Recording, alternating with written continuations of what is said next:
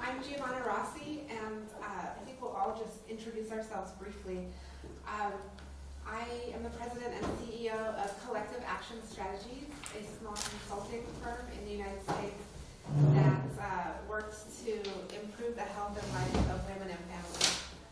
And I also host a radio show and a podcast called The Well Woman Show. Part of what I'm here doing for these couple of days is finding guests for my show too. So if you would like to talk about what you do, I'd love to interview you for my show. Just a little plug there. So the topic of our panel today is empowering workplace well-being and workplace design. And we have 4 of us who are going to speak briefly. And I think we'll just have everybody introduce themselves. Sasha, Anu, and Kata. We're from all 4 different countries, 4 different perspectives, and we'd love to have a conversation all together with you as well about the impact of workplace well-being on our lives. Would you like to start?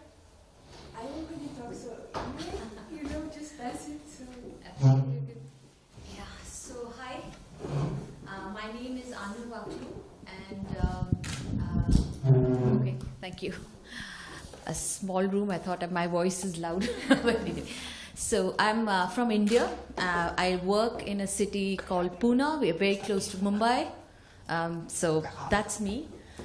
So the work that I do, I work as a leadership and management consultant, focusing a lot on how to bring and build more leaders in corporate India, not just in the corporate sector, but also in NGOs, in civil society, and in fact in every walk of life, because I think for me leadership is about taking initiative. But how do you really create empowering workspaces where that leadership can really come out is what attracts me to the session today, and I'll be happy to share some practices. Thank you. Of course, I have 2 daughters, and that's another reason I'm here. Because we need to create the same environment with our children as we try to do with other people. Thank you. Thank you. My name is Kata Kereházi. I am from Hungary. I have 3 girls, 3 daughters. That's my first time here in this conference, and I am very much interested in a new wave of feminism, which I think we can observe. It's a kind of spiritual feminism we have here, and I'm seeking new ways how to include this kind of spiritual attitude into our corporate world, into our world. What I am doing, I am from a human rights activist organization. What is important to mention, this is the Hungarian Women's Lobby I am working for since 15 years, and I was working also with the European Women's Lobby for almost 10 years as board member and alternate board member. As you said, I know that women should take initiatives as leaders, and I was creating a foundation, it means Well-Being Foundation, in 2002. So it's kind of long time ago. It's about reconciliation issues, which are the tough topics in Europe, I think, and everywhere in the corporate world. We are running this like an expert organization since 15 years, and creating national networks also on the topic. And we are also working with the state, if state is listening to us. And we are working also with companies to develop integrative policies and practices in the organization. So that's quite a large expertise. Thanks. Thank you, ladies. So, Sasha, again. Rooted in Slovenia, resident of Dubai, and Hindu by soul. So that's my background.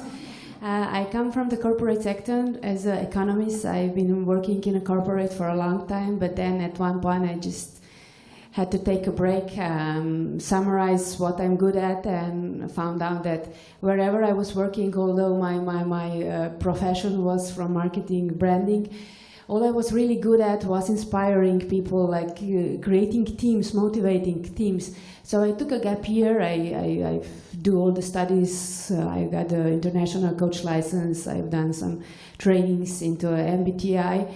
And then somehow my path took me to India. Pune too. So I was lucky enough to work with the Tata Group, with the Apollo Group of hospitals, in the sector of employee well-being program that was really new in India like 3 or 4 years ago. So I was really lucky enough to present some workshops with Tata Motors, Tata Consultancy Services, and the nurses of Apollo Group. So this is something I'd like to share also with you later on, and I would really like to talk to you more about that, because the whole idea that I found as my life purpose. Now I know, I didn't know it when we were asked if we knew it when we were young. I didn't know it, but for sure I do know it now.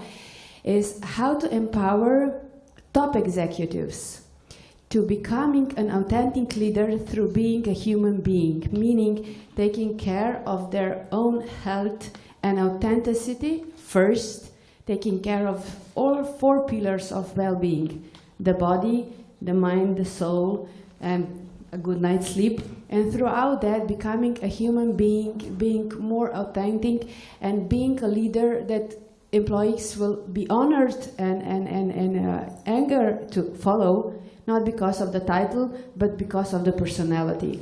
This is a mission. I found it as my own. So even the project that I was telling you about, at the end is going to be kind of a self-coaching manual for the personal transformation. And I'm just going to tell you my story, because I'm taking this path of a year, traveling around the globe, talking to people, taking off alcohol, off all the things that could kind of say, okay, let me just kind of try to escape what I'm feeling. No, I took the power, and I'm going to walk that 800 kilometers at the end to do the inner journey, and then summarize it into what it takes to follow the goal, follow the challenge, and do whatever you can to reach it. So that's kind of my message. Okay. Oops, I'm going to pull this over.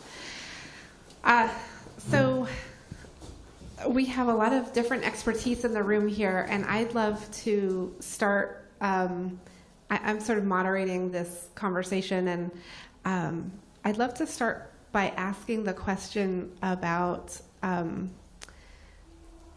difference between policies that are mandated, like workplace well-being that's mandated, versus not mandated by the government. Because in my country, as you may know, we have one of the worst policies for sort of family-friendly policies or workplace policies in the world. In the United States, we don't have any paid leave. If you leave, get pregnant, need to go on maternity leave. If your company has 50 or more employees, then they have to save your job for you and give you unpaid leave for up to 12 weeks. But a lot of companies don't have 50 employees, so it doesn't even apply to them. And then the companies that do have 50 plus employees, they offer unpaid leave, but I don't know very many women that can afford to just take unpaid leave, right? So it doesn't work very well. And that's just one very quick example, but I'm very interested in sort of anybody's perspective on that, mandates versus not mandates. So I think I don't know much about what's happening in this area in other parts of the world, so I can talk about my country. So in India, we have now very good policies. I'm using the word policies for now. How it's implemented is something else. But as far as policies are concerned, I think we have pretty good ones. We've now got a maternity leave, which is up to 6 months, which is a change from 3 months. And we have paternity leaves, which is also given by the government, and therefore most organizations also follow that, whether you're in the in the private sector or the government sector. We do have laws against, it's called POSH in India, Prevention of Sexual Harassment for Women, and there are very strict laws around that. So I think as far as empowering policies are concerned, we have enough of them in India. The question is really about whether these are implemented in the true spirit. Because the spirit is not to just have policies that you can go by, but the spirit is that are we truly creating an environment where both men and women want to give their best? And I think that has to do with two things, not just the policies. That's a backup for me. But I think truly the leadership and managerial styles that is followed by the people in power. And secondly, how we as individual men and women speak up for ourselves or shape our own lives. So I think for me these two are more important. And I feel policies are something you fall back on when you don't have a choice. So that's from my perspective. I was working with the European Women's Lobby on the maternity leave directive, which failed in the European Commission in several times and still is not there. I think we can envy India for that in the EU. As for my country, in Hungary, due to socialist heritage, there is a very generous, we can say, law about maternity leave, which is 3 years paid maternity leave, which can be taken also by men. It depends on the views about gender roles, how it is taken. Usually in 99.5% it's women who are taking it. It is paid by the state, and it gives social security and pension as well. But this long maternity leave, which is universal and paid by the state, is the basis for discrimination of women in the labor market. So it's also a crucial point in Hungary how state is communicating about gender roles, what women and men are thinking about gender roles, and I think trends are very important. I think in Slovenia also there was a generous law about maternity leave. There is a backlash on gender roles, supported by conservative messages by the government. I think everywhere. In many parts in the world, it's a huge problem. So I think maternity leave is very important, but we have to find a good ratio and the good messages to go together with. I think that's it. So yeah, because we are both from European Union, in Slovenia is basically very much alike, although it's not 3 years, it's 1 year. Can I say an example from India? Because I've been in India more, and I'm totally into Tata and Tataness. We can also check it from the other side, because you said there is another side of the coin. Basically, if you are taking away from your workplace and from the world's events and whatever's going on for 3 years, it's really not that easy to come back and to compare yourself and your knowledge and your skills to everybody that were there all the time, taking the same pace. So there are some initiatives that are really, showing us that we can take this other path. Let's say, I don't know if you've heard of Tata Second Career. Yeah. Will you tell it about it? Yeah. Okay, so we have a very enlightened corporate group in India called the Tata Group. And they do recognize that a lot of talent goes out of the working environment when women have children, because, you know, the social structure being such that you don't have good daycare centers, women invariably, you know, drop their jobs and they're at home. So they started an initiative called Second Innings or Second Careers, which basically is that after children have grown up a bit and the woman wants to come back to work, she does feel like what she mentioned, that, you know, there's been a gap of 6 years, 7 years, whatever. So my knowledge skills are not as up to the mark as they should be. So this is an entire initiative where women are encouraged to come back and they are retrained in a lot of the skills that they might have forgotten or been out of touch with. Now what that does is it encourages more and more women to come back and, you know, almost get to the same scale at which they had left their work. So that's... Yeah. And this morning I received a WhatsApp message from a dear friend of mine. His name is Mr. Tanmay Chakrabarti. He's one of the heads of Tata Consultancy Services. It's a company that itself, I think they have around 400,000 employees. And instead of saying Happy Women's Day, he just sent me a draft of the numbers of women versus men within Tata Consultancy Services. And it's a software development company. Even in Europe, we have men you know, employed by companies like that. So out of 400, maybe 350,000, there are 150,000 women software developers within the Tata Consultancy Services. And it's 52% of the newcomers that are girls and ladies. So I believe that the numbers are showing off that they recognize that we have something to offer, you know, and to contribute with. Wow, those are great examples. So I'll just share a little bit about my own experience, and mine is both personal and professional, because I had a very high profile, high pressure job with our governor at the time, governor of New Mexico, which is in the United States. And I was the women's health policy advisor, and in that capacity, you know, I was working on a lot of different initiatives for women's health and wellness and economic security for women and families.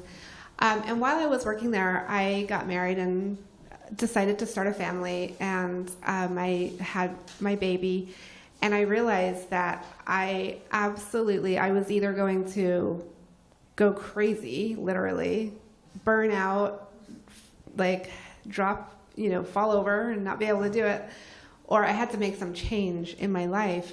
And at the time, so I was juggling this job and the baby, and I started a task force under the governor's office to look at how we would create economic security for women and families, because there were no supports in place for women doing this. And when you've been in the workforce, it's hard to just leave and like give up your career if you're a 2-income family or a 1-income family or whatever the situation. So we started this task force to look at what kinds of policies could we put in place, what kind of supports could we put in place to support women in the workplace. And we came up with a lot of different options, including paid leave and different kinds of policies. And one of the things that we came up with was this idea that we could support businesses that were already offering really great options to their employees. And so we developed a program called Family Friendly New Mexico, and we identified 4 different categories, 4 different areas, and I'd be interested to know how this relates to the things that you're working on. Because the 4 categories that we identified that would really support people in the workplace when they're juggling their life and their family and work were health supports, so health insurance, health care, which is like a given in Europe, right? But in the United States it's not. wellness programs, all kinds of wellness programs that we could talk about. Breastfeeding support, so that there's a place for women to either breastfeed or pump breast milk. So all kinds of things in the health category. And then the second category that we came up with was economic supports. So higher than average wages in your industry, retirement plans, a lot of things to do with finances. And then the third category was scheduling. So flexible scheduling, telecommuting, job sharing, all kinds of options for having a different schedule. Like, why do we have to, all do the same schedule? And the fourth category was leave, so paid leave and all kinds of different kinds of family leave, sick leave, those kinds of things. So we came up with this program to basically recognize businesses that are already doing these things. And Anu, I was very interested to hear what you had to say about policies are really just a backup, and what we really want to create is this environment or this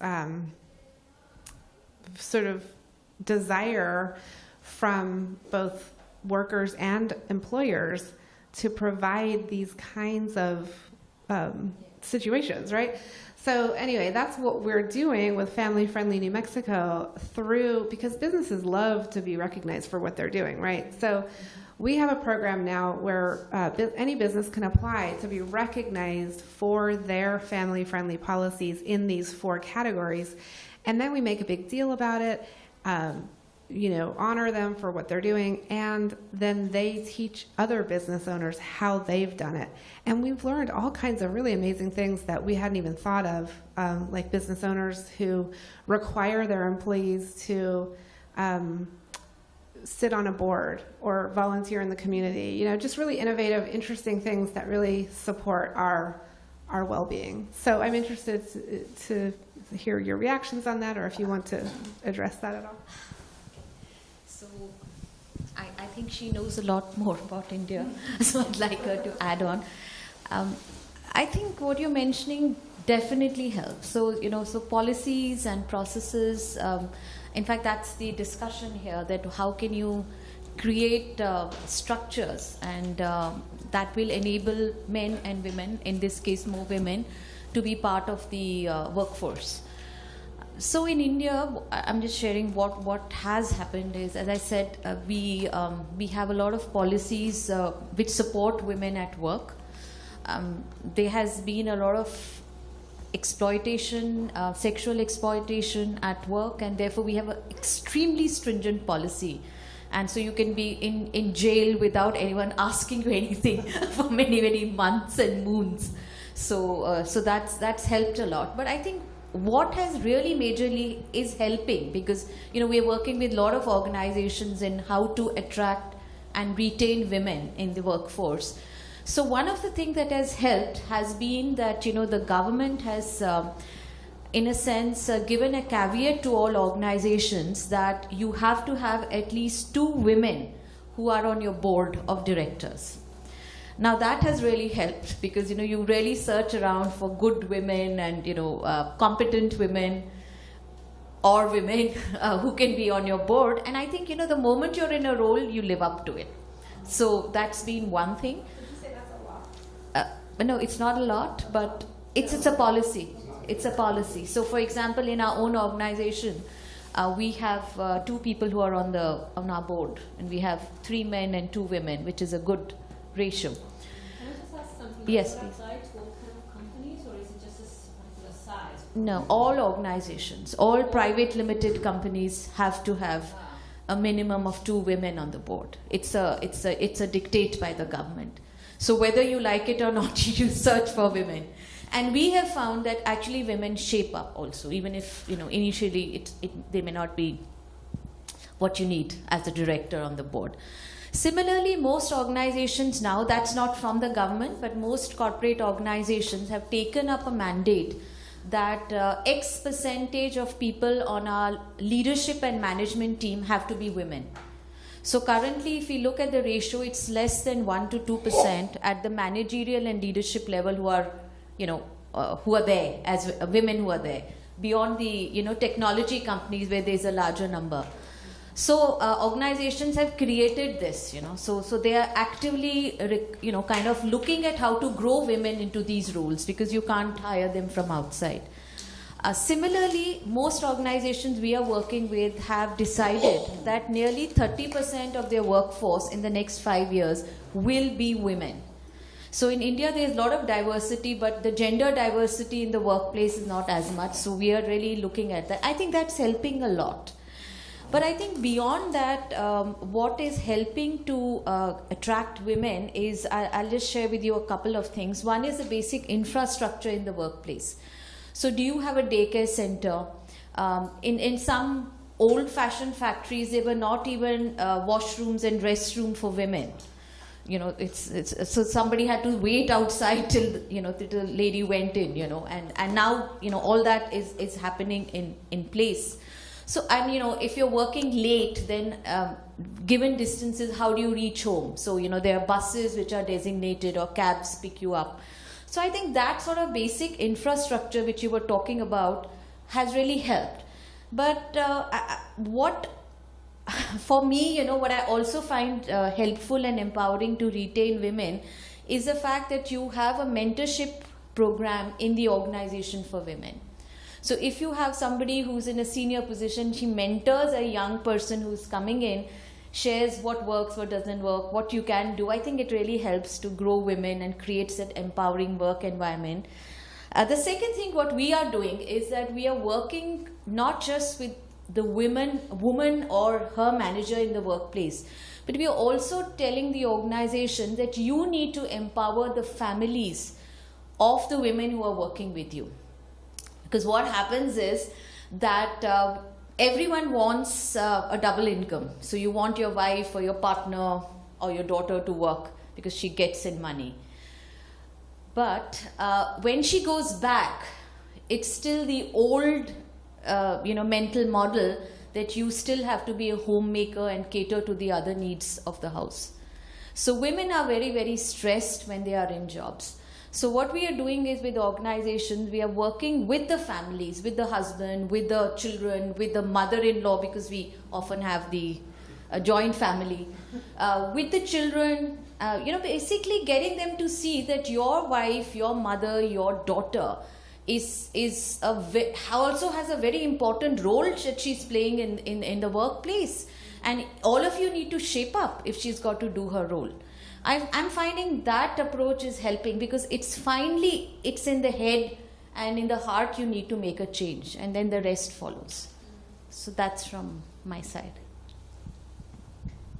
Both of you mentioned a lot of very good instruments, I think, which are really crucial for the well-being of a family or of women in the workplace.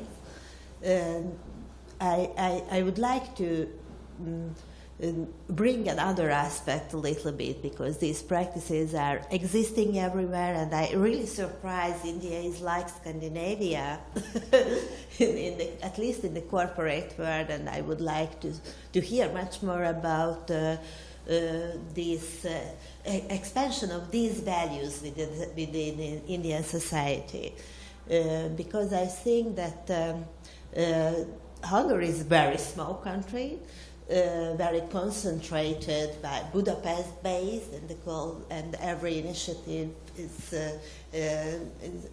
going through Budapest, or is giving birth in Budapest, and we have a very centralized way of governing also, and giving ideas also, sharing ideologies or these kind of messages, which are, I think, very important to see how a change can be made, really, because I think to build gender equality within a society, we have to build coherent policies, actions, and messages. I think it's very important that if a country is lucky, if the government messages are coherent, and or not contradictory even, as in Hungary, to the goal which can be shared by companies in Hungary, for mainly multinational companies, which are sharing these values of gender equality, because it's a rather conservative country by mentality. On the World Economic Forum's index list, now we are the 103rd on the list. So in Europe is the lastest rank. And it's very, very difficult to do anything in a country where there is a kind of half dictatorship, propaganda, and people are sharing completely different values. We have the darkest feudalism from the point of view of gender law, and the attitudes of Scandinavia are really mixed. And companies are fighting with this contradictory situation about political messages, laws which are degrading. For example, we had a labor law which included equal opportunity by wording explicitly till 2012, and now it's not figuring in the labor law, equal opportunities anymore. We don't have a real equal treatment. We have an equal treatment authority, but it's weakened completely. But it's not only this conservative government. After the change of regime in 1990, there were no real political will to change the situation, to react to the changes what capitalism brought in the mentality. Because before in socialism we got full employment, we got very good family-friendly infrastructure, which was destroyed in the 90s. That happened in the West after the crisis of 2008. But first in socialist, post-socialist countries, it happened in the 90s. So it's a struggle since the change of regime to advance gender equality, but people are questioning it because we have this socialist tradition that we have gender equality. Why should we fight for it? And we have very, very bad picture of gender attitudes. Half of women think they don't need to work. The share of housework is very, very conservative. The sexist speeches around in politics everywhere are there. Discrimination is we are living with. So there are companies who are trying to build internal policies, but these are mainly people, women who has personal stories like you and all of us, HR, working in HR. With very limited support from the top management, which is male, dominant, completely 10%, no laws for women in board, nothing, 10% of women in the managerial positions, 10% of deputies in the parliament as well. So we have very strong patriarchal structures and no real commitment from the power, from the economic power side, from the management, and from the media as well. So I think it's very difficult to advance if the messages are confusing and so on. And we try, and I think if companies want to really commit to these issues, they have to take this seriously from the CSR field, and it needs budgets. I think money talks. How much money is spent within a company on the creating practices or checking, for example, how they are communicating externally as well, how the marketing is built, what are the partners they are choosing from. So I think it should be a kind of gender mainstreaming within a company to keep the results sustainable.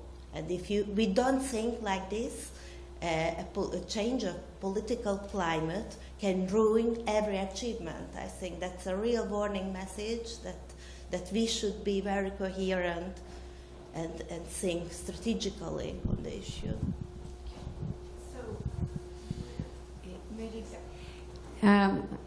Let me go back to the positive side, and I have a great story coming from the topic that I believe you all come to listen. It's more about well-being at the workplace. In Dubai, actually, in one of the top Arabic countries, with all that we know at the gender equality, we have a great case coming from one of the free zones. It's called Dubai Silicon Oasis, and it's kind of an incubator for the Sheikh Mohammed new initiatives. So at one point, the initiative came that all the HR departments were changed into human happiness departments. And there was, in front of every door, there was a scale of 5 stars. So every 3 to 4 months, they were actually measuring the people's happiness within that department. And of course, there are some prizes and encouragements coming to in a form of salary or increase of the salary coming if your department is very happy. So in order to do that, they've organized a program called 360. You probably all heard about it. So they've changed the perspective of their employees, being from the robots and making all these plans, fears you have to achieve otherwise. They went into, okay, you're a human being, so let me start from that. What do you need? Of course, it's a capitalism. We want you to do more. But I guess being happy and healthy, you'll do more, right? So they made this 360, empowering them and the employees in every category, as you were saying. Finance, okay, you will need to buy a house. So you will need a credit. Do you understand how it works? Do you know how taking the mortgage works? So they were explaining, they were having these workshops. And then on the parenting side, of course, every now and then we come to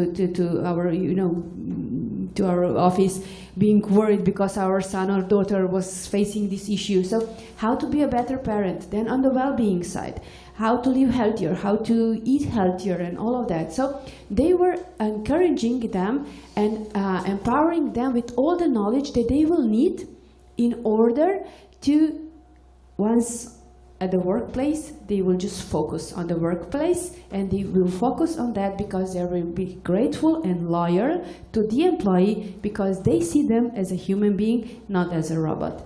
And it was an amazing initiative with huge results. You would not believe the results that come out of that. And although we have our ups and downs within Dubai, the initiative that they're taking, it's toward the happiness, the sports. We just had a 30 days of Dubai fitness challenge. Across Dubai, there were exercises, yoga, Pilates, whatever, everything for free, organized by the Sheikh family, to promote that you just, keep yourself fit because if you're going to feel fit and you're going to increase the serotonin, the dopamine, you will feel happier, and everything will slowly turn out of that. So basically, yeah, we have all these things, challenges that we need to face, but we can just start by making us happy. And through being a positive change in the world, everything slowly will all the puzzles will come together. So it's not that tough, just the first step is just let me be happy, and then maybe, I can contribute with you being happy, and it will just roll out, right? May I just share one example? So there's this one organization, similar, you're talking about Dubai. So there's this one organization. Again, they had an initiative called Health and Happiness, so and the objective was really that if people are healthy, they're usually more happier because feeling fit in the total definition of health, emotional and everything. So they asked us to come in and how do we really make this not just as an event, like you do yoga and you're fine, but what else do you need to do? So one of the things that finally emerged was that we trained a lot of people. We call them fireflies, jugnus, who radiate that. So we got people who looked healthy and are intrinsically happy. We trained them in tools of how to spread this as a movement in the organization.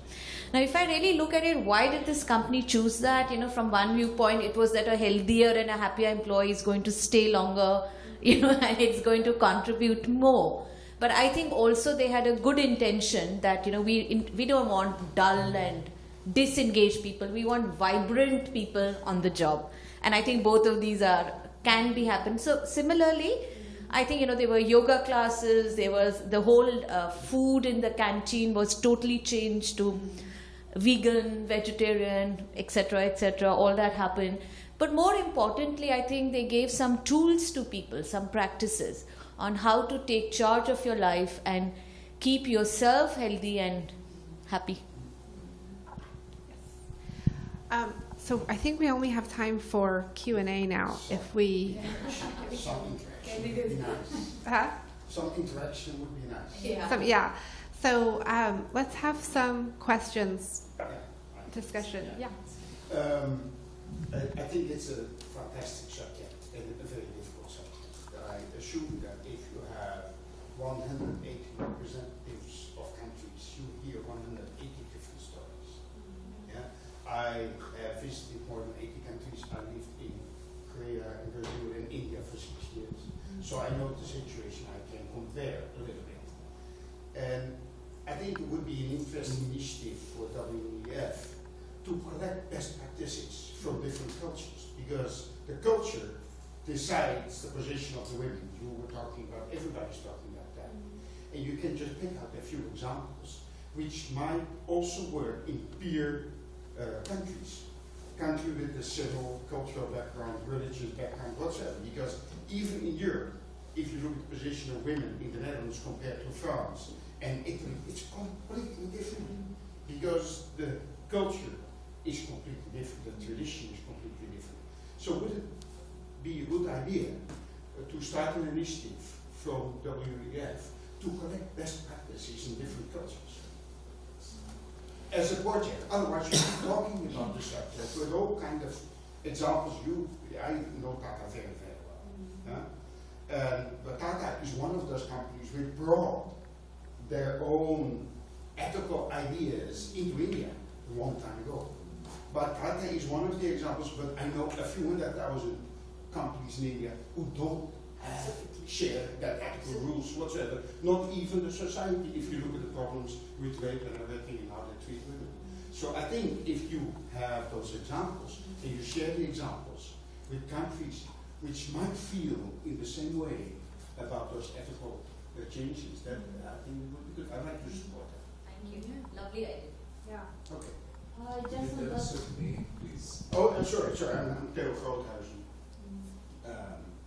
I'm an independent consultant on international collaboration, but I lived in many countries as a professor. I had my company, industrial design company, for many, many years. I became a diplomat in India. I was 6 years the Council for Science and Technology, and after that in Brazil. So I can compare it. I know what's happening. Does anybody know of an organization that is collecting that kind of information? Because I think one of the challenges is that different countries define workplace well-being or family-friendly or health and happiness differently. So I don't know if anybody knows of any entity that is collecting that information. Hague in Europe.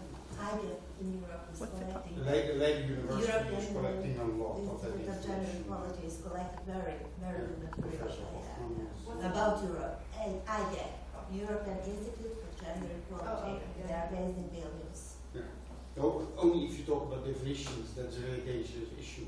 For instance, if you look at the United States, the definition of the role of a woman in society is completely different compared to the role of women in the Netherlands, for instance. Yes. Completely different. So, Yeah, and in the United States, we're not worried so much about safety in the workplace, although we definitely are. I mean, this is obviously a big issue, but I mean, in comparison to what you were saying, I guess is what I meant. that just going to work is like a safety issue in some countries and not in other countries. So there are like all these differences. Well, the interesting issue is if you look at the increase of influx of foreign students in, for instance, the Netherlands in Europe, and I think that in almost all research universities in the Netherlands, more than 40% is a foreign student, and more than half already. Yeah. For instance, even in Delft University, Leiden University, there's the biggest group of foreign students is Chinese and Indian. Yeah. So you can start with also sharing other values with those students. They bring it back to other countries, and then you can start a communication to exchange, because it's a very slow process. You cannot just twist one's arm to make a change in a country like Hungary, as you described me to. So I think We had a couple other questions. Hi, I'm Clarissa Rios from Peru in South America. I'm a scientist working on policy making now. And I just wanted to share, maybe to someone that is collecting this idea. By law in Peru, since August, every institution from the government must have a gender committee. So this gender committee has to do like local solutions for their own institutions. So it was approved in July, I was hired in September, and in the 3 months that I worked with them, there was a lot that was achieved. For example, it was a questionnaire, a survey, talking about what are the problems for men and women. We did gender equality talks to the employees. We also, the representation of women in their website or in the photographies was like 90 to 10. So we did a new photo shoot, for example, just to show that there are women working. We have meetings with the heads of the different units, and then I found out that, for example, since they have to do work in the field, they don't choose women, because women are too problematic, because women, as absurd as it sounds, they have to pee, putting the pants down when they are in the jungle, and this is a problem because they can be bitten by animals. Women, they call attention, they can be raped when they have to go to the jungle. So what they didn't understand is like, no one is saying that they are the same physiologically. We are saying like we have to acknowledge the difference, but work on initiatives that are going to make them to be equal at some point. And it also was difficult to make them understand that if you don't let these women go to the fields, in the next job, they don't have this in their CV, so they won't be hired. And of course, we're just perpetrating this male-dominated world. So maybe these gender committees would be something that you can bring to your own countries or to your own institution and just see and take it from there. So this is also mandated by law in India to have a gender committee. Gender committees, perfect. Okay. One last question? Well, I'll just make it very quick. My name is Aleka Jenkins, and I live on the Slovenian-Hungarian border of Croatia. Well, I'm clearly not Croatian. I just wanted to, one of the things that I loved that you said, which was about a spirit of policy. Yeah. And I think that that's something we need to come back to all the time. That we get, and we were getting to it. I loved the problem-solving solution. This is seen as a problem. This is not a problem. We are the solution. And we need to keep that spirit, because it's very easy to get stuck in the, it's a problem. And I just wanted to, as I'm the last speaker, to say that it's the spirit of we are the solution. Very nice, thank you. Can I remark what she said? The same thing I told ladies in the family also when they rape. They think, especially in my culture, don't sell the family, don't do that. So I told the ladies, you are not the victim. You have to come up and say, I'm not the victim. The guy who raped me, he is the victim. And why should I go and stay at home? So you have to come on the forward and tell the people what is happening. And if you have the power, and because sometimes family shame, we talk in Egypt, the shame, and that is we try to empower here. And also here in Holland, and I'm doing for the women a lot of things, empower to come forward. Okay, I'm not the talker, I just wanted to mark because she told it I had a problem. We have to go downstairs now. Okay, so we're going to wrap it up.